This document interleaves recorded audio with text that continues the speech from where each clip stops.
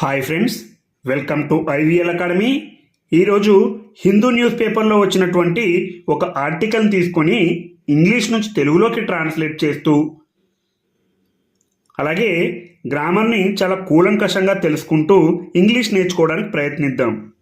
నేను చేస్తున్న ఈ వీడియోలకు మీ నుంచి వస్తున్న ఆదరాభిమానాలకు మనస్ఫూర్తిగా కృతజ్ఞతలు అందరికీ తెలుపుకుంటున్నాను పేరు పేరున. అలాగే మీరు ప్రతి వీడియోను లైక్ చేస్తూ షేర్ చేస్తూ అదేవిధంగా మర్చిపోకుండా కామెంట్ చేస్తూ సబ్స్క్రైబ్ చేస్తూ ఉంటారని ఆశిస్తూ ఈ వీడియోలకి వెళ్ళడం జరుగుతుంది. చూడండి headlines. Paul Lynch wins 2023 Booker praise for Prophet Song. Paul Lynch అంటే అతను ఒక వ్యక్తి, విన్స్ అంటే గెలుచుకున్నారు. 2023 Booker praise for Prophet Song. Prophet Song అనే నవలకు ఇతను బూకర్ ప్రైజ్ గెలుచుకున్నారు. ఈ ఆర్టికల్ కాంపిటేటివ్ ఎగ్జామినేషన్ కూడా ఉపయోగపడుతుంది, జాగ్రత్తగా అందరూ గమనించాలి. చూడండి, ఇది సింపుల్ ప్రెజెంట్ టెన్స్లో ఉంది. విన్స్ అంటే గెలుచుకుంటారు. ఇది ఆల్రెడీ గెలుచుకున్నారు కాబట్టి వన్ అని కూడా రాయొచ్చు. ఇతను ఆల్రెడీ గెలుచుకున్నారు కాబట్టి Paul Lynch won 2023 Booker praise for Prophet Song. ఇక్కడ మనం చెప్పుకున్నట్టే ఎప్పుడు కూడా హెడ్లైన్స్ అన్నీ కూడా సింపుల్ ప్రెజెంట్ టెన్స్లో ఉంటాయి. ఇక్కడ పాల్ లించ్ అనే వ్యక్తి సింగులర్ కాబట్టి విన్స్ అని వచ్చింది. అదే ఇద్దరు గెలుచుకుంటే Paul Lynch and another one win అని రావాలి. సబ్జెక్ట్ సింగులర్ అయినప్పుడు వెర్బ్కి ఎస్ కానీ ఈఎస్ కానీ యాడ్ అవుతుంది సింపుల్ ప్రెజెంట్ టెన్స్ రూల్ ప్రకారం.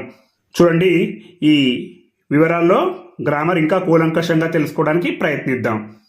Irish author Paul Lynch won the 2023 Booker Prize for fiction on Sunday for his novel Prophet Song, a dystopian work about an Ireland that descends into tyranny. చూడండి, Irish author అంటే Irish రచయిత Paul Lynch won the 2023 Booker Prize for fiction on Sunday. Paul Lynch won the 2023 Booker Prize. చూడండి, ఇంతకుముందు చెప్పుకున్నాం హెడ్లైన్లో wins అని ఉంది. ఇది ఒరిజినల్గా వన్ అని ఉండాలి, ఎందుకంటే గెలుచుకున్నారు కాబట్టి. పాల్ లించ్ వన్ గెలుచుకున్నారు. ఇది సింపుల్ పాస్ట్ టెన్స్లో ఉంది, అంటే V2 win 1 the 2023 Booker prize 2023 Booker praise for fiction on Sunday. For fiction అంటే కథకు లేదా కథానికకు, ఫిక్షన్ అంటే కథ లేదా కథానిక. ఆన్ సండే ఆదివారం నాడు. నేను ప్రతిసారి చెప్తుంటాను, వారాల ముందు ఎప్పుడు కూడా ఆన్ అనే ప్రిపోజిషన్ ఉండాలి. అదేవిధంగా వారంలో వచ్చే మొదటి లెటర్ ఎప్పుడు కూడా క్యాపిటల్ లెటర్స్లో ఉండాలి. ఇంత ఖచ్చితంగా తెలుసుకుంటేనే మీరు మంచి ఇంగ్లీష్ మాట్లాడగలరు. ఫర్ హిజ్ నావెల్ అంటే అతని యొక్క నవలకు, హిజ్ అంటే అతని యొక్క. ప్రాఫిట్ సాంగ్, ఆ నవల పేరు ప్రాఫిట్ సాంగ్. సాధారణంగా ప్రాఫిట్ అంటే ప్రవక్త, జనరల్గా మనం యొక్క మామూలుగా విడిగా చేసుకుంటే, కానీ ఈ పుస్తకం పేరు ప్రాఫిట్ సాంగ్. ఏ డిస్టోపియన్ వర్క్. చూడండి, ఏ అంటే ఒక, డిస్టోపియన్. ఇక్కడ చూడండి కాన్సోనెంట్ సౌండ్ ఉంది, అంటే హల్లు శబ్దం ఉంది కాబట్టి ఇక్కడ ఏ అనే ఆర్టికల్ రావడం జరిగింది. అదే మనకు కానీ ఇక్కడ వావెల్ సౌండ్ అంటే అచ్చు శబ్దం కానీ వచ్చి ఉంటే యాన్ అనే ఆర్టికల్ రావాలి. డిస్టోపియన్ వర్క్, వర్క్ అంటే ఇక్కడ రచన, అతని యొక్క డిస్టోపియన్ రచన. డిస్టోపియన్ అంటే అసమగ్రంగా ఉండే పరిస్థితుల స్థితి, అసమగ్రంగా ఉండే పరిస్థితుల యొక్క స్థితిని డిస్టోపియన్ అని అంటారు. అబౌట్ అండ్ ఐర్లాండ్ అంటే ఐర్లాండ్ గురించి, అండ్ ఐర్లాండ్. చూడండి, అచ్చు శబ్దం ఉంది ఐ పక్కన కాబట్టి and Ireland that descends into tyranny. చూడండి, నిన్నటి క్లాస్లో చెప్పుకున్నాం, దట్ అనేది రిలేటివ్ ప్రొనౌన్. ఇది దేని గురించి చెప్తుంది? ఐర్లాండ్ గురించి చెప్తుంది కాబట్టి ఇది రిలేటివ్ ప్రొనౌన్ అవుతుంది. That descends into tyranny. Descends అంటే దిగడం, అంటే కిందకి దిగడం. ఇంటూ టిరనీ, టిరనీ అంటే దౌర్జన్యం లేదా క్రూయాలిటీ. దౌర్జన్యం లేదా క్రూరత్వం. దౌర్జన్యానికి దిగినటువంటి ఐర్లాండ్ గురించి ఈ రచన చెప్పడం జరిగింది. చూడండి, ఒకసారి తెలుగులో చెప్పుకుందాం. ఐరిష్ రచయిత పాల్ లించ్ ఆదివారం నాడు తన నవల ప్రాఫెట్ సాంగ్కు 2023 బూకర్ ప్రైజ్ని గెలుచుకున్నారు. ఇది దౌర్జన్యానికి దిగిన ఐర్లాండ్ గురించిన అసమగ్రమైన పరిస్థితుల స్థితిని తెలియజేసే రచన. చూడండి, ఏదైతే దౌర్జన్యానికి దిగిందో అదే ఐర్లాండ్ అనే అర్థంలో వస్తుంది దట్ అని రాసినప్పుడు. ఇదే రిలేటివ్ ప్రొనౌన్. అలాగే చూడండి, the 46 years old pipped 5 other shortlisted novelists to the prestigious award at a ceremony in London. చూడండి, ద 46 year old 46 సంవత్సరాల వయసు కలిగినటువంటి వ్యక్తి పిప్డ్ 5 అదర్ షార్ట్ లిస్టెడ్ నావలిస్ట్స్. పిప్డ్ అంటే అందరినీ దాటుకుని, 5 అదర్ షార్ట్ లిస్టెడ్ నావలిస్ట్. 5 అంటే 5, అదర్ షార్ట్ లిస్టెడ్ నావలిస్ట్స్. నావలిస్ట్ అంటే నవలాకారులు, నవలలు రచించే వారిని నావలిస్ట్ అంటారు. షార్ట్ లిస్టెడ్ నావలిస్ట్ అంటే ఎంపిక చేయబడినటువంటి నవలాకారులు. 5 అంటే 5 ఇతర ఎంపిక చేయబడినటువంటి నవలాకారులను దాటుకుని అతను గెలుచుకున్నారు. టు ద ప్రెస్టీజియస్ అవార్డ్ అంటే ప్రతిష్టాత్మక award. At a ceremony in London, లండన్లో జరిగిన ఒక వేడుకలో. At a ceremony. చూడండి, ఏ సెరమనీ ఇక్కడ కూడా కాన్సోనెంట్ అంటే హల్లు శబ్దం ఉంది కాబట్టి ఏ అనే ఆర్టికల్ రావడం జరిగింది. ఇన్ లండన్, లండన్లో జరిగినటువంటి వేడుకలో. అలాగే he becomes the 5th Irish writer to win the high profile literary prize which has propelled to fame countless household names including past winners Salman Rushdie, Margaret Atwood and Hilary Mantel. చూడండి, he becomes అంటే అతను అయ్యారు. ఇది simple present టెన్స్లో ఉంది. The 5th Irish writer అంటే అతను 5వ Ireland రచయిత. 5th అంటే 5వ. ఐరిష్ రైటర్ ఐరిష్ రచయిత. టు విన్ గెలుచుకోవడం. The high profile literary prize అంటే ఉన్నత ప్రొఫైల్ సాహిత్య బహుమతిని గెలుచుకున్నటువంటి 5వ ఐర్లాండ్ రచయిత అతను అయ్యారు. He becomes. చూడండి, ఇక్కడ కూడా మనకు ఒక రిలేటివ్ ప్రొనౌన్ వచ్చింది. అంటే ప్రైజ్ పక్కన విచ్ అనే రిలేటివ్ ప్రొనౌన్ ఉంది. అంటే ఈ విచ్ అనేది ఈ సబ్జెక్ట్ గురించి చెప్తుంది, లిటరరీ ప్రైజ్ గురించి చెప్తుంది. Has propel to fame countless house hold names. చూడండి, లెక్కలేనన్ని ఇంటి పేర్లను కీర్తింపచేసిన ఉన్నతమైనటువంటి ప్రొఫైల్ సాహిత్య బహుమతి. చూడండి, కౌంట్లెస్ అంటే లెక్కలేనన్ని, హౌస్ హోల్డ్ నేమ్స్ అంటే ఇంటి పేర్లను, ప్రొపెల్ టు ఫేమ్ అంటే కీర్తింపచేసినటువంటి. చూడండి, లెక్కలేనన్ని ఇంటి పేర్లను కీర్తింపచేసినటువంటి ఉన్నత ప్రొఫైల్ సాహిత్య బహుమతి ఏదైతే ఉందో అదే బుకర్ ప్రైజ్ అనే సందర్భంలో చెప్పాల్సి వచ్చినప్పుడు విచ్ అనేది వాడుతుంది. ఈ లిటరరీ ప్రైజ్ గురించి చెప్తుంది ఈ విచ్ అనేది.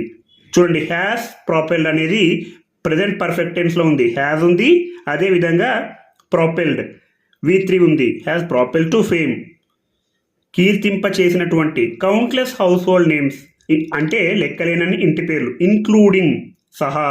Past winners. పాస్ట్ విన్నర్స్ అంటే గత విజేతలు. Salman Rushdie, Margaret Atwood and Hillary Mantel. చూడండి, ఒకసారి తెలుగులో చెప్పుకుందాం. గత విజేతలు సల్మాన్ రష్డీ, మార్గరెట్ అట్వుడ్ మరియు హిల్లరీలతో సహా లెక్కలేనన్ని ఇంటి పేర్లను కీర్తింపచేసిన ఉన్నత ప్రొఫైల్ సాహిత్య బహుమతిని గెలుచుకున్న 5వ ఐర్లాండ్ రచయిత అయ్యారు. అలాగే చూడండి, this was not an easy book to right, Lynch said after collecting his award which comes with £50,000 around $60,000 and a huge boost to his profile. చూడండి, this was not an easy book to write. ఇది సులభమైన పుస్తకం కాదు రాయడానికి. This was not, ఇది past టెన్స్లో ఉంది. Was అనేది past tense. Not an easy book అంటే ఇది తేలికైన పుస్తకం కాదు రాయడానికి. లించ్ సెడ్, లించ్ అన్నారు. ఆఫ్టర్ కలెక్టింగ్ హిజ్ అవార్డ్ అంటే అతను అవార్డుని తీసుకున్న తర్వాత చూడండి హీజ్ అవార్డు తర్వాత కామా ఉండి విచ్ అనేది వచ్చింది. ఇది కూడా రిలేటివ్ ప్రొనౌన్. ఇలాంటివి మీరు తెలుసుకుంటూ ఉండాలి. అంటే ఈ విచ్ అనేది ఈ అవార్డు గురించి చెప్తుంది కాబట్టి relative pronoun. Comes with 50,000 pounds అంటే దేని యొక్క విలువ అయితే 50,000 పౌండ్లో అదే ఈ అవార్డు అని చెప్పాల్సి వచ్చినప్పుడు విచ్ రాయాల్సి ఉంటుంది. చూడండి అరౌండ్ $60,000 అండ్ మరియు a huge Boost to his profile అంటే అతని యొక్క ప్రొఫైల్కు ఇది భారీ ప్రోత్సాహం. హ్యూజ్ భారీ, బూస్ట్ అంటే ప్రోత్సాహం. చూడండి the rational part of me believed I was dooming my career by writing this novel. చూడండి the rational part of me అంటే నాలోని హేతుబద్ధమైన భాగం. చూడండి రేషనల్ థింకింగ్ అంటారు, హేతుబద్ధమైనటువంటి ఆలోచన. The rational part of me నాలోని ఉన్నటువంటి హేతుబద్ధమైన భాగం బిలీవ్డ్ నమ్మింది. I was dooming my career. చూడండి బిలీవ్డ్ అనేది సింపుల్ పాస్ట్ టెన్స్లో ఉంది కాబట్టి ఇది కూడా పాస్ట్ టెన్స్లోనే ఉంది కాబట్టి ఇది పాస్ట్ కంటిన్యూస్లో ఉంది. ఐ వాజ్ డూమింగ్ అంటే నేను నా కెరీర్ను నాశనం చేస్తున్నానని, అంటే నేను నా కెరీర్ను నాశనం చేసుకుంటున్నానని. డూమింగ్ అంటే నాశనం చేసుకోవడం. మై కెరీర్ నా యొక్క కెరీర్ని. బై రైటింగ్ అంటే రాస్తూ, బై రైటింగ్ రాస్తూ. దిస్ నావెల్ అంటే ఈ నవలను రాస్తూ నా కెరీర్ను నాశనం చేస్తున్నానని నాలోని హేతుబద్ధమైన భాగం నమ్మింది. Though I had to write the book anyway. Though అంటే అయినప్పటికీ, I had to write the book నేను రాయాల్సి వచ్చింది.